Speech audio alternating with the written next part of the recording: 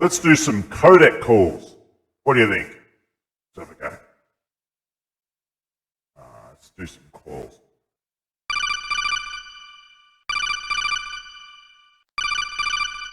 Who's they going to answer? Come on, answer.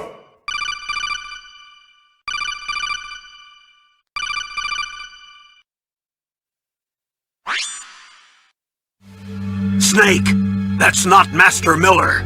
Master Miller's body was just discovered at his home. He's been dead for at least 3 days. I didn't know because my codec link with Master was cut off.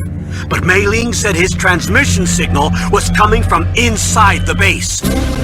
Snake, you've been talking to...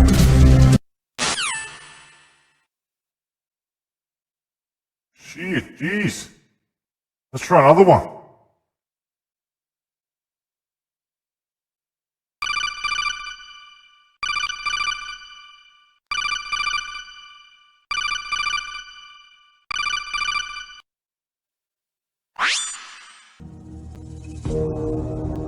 I finally fell asleep and dreamed I was walking along a village road.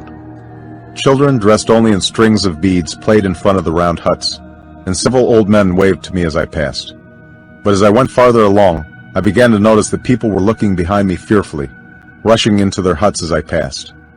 I heard the growl of a leopard and started to run into the forest, tripping over roots and stumps and vines, until at last I couldn't run any longer and I fell to my knees in the middle of a bright clearing.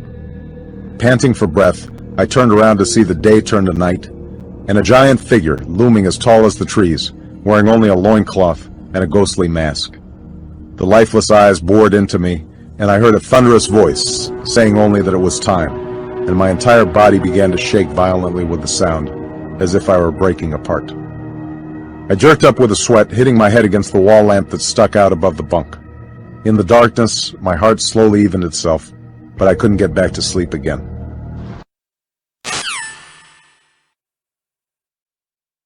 Interesting. I'll have to do a few more calls later.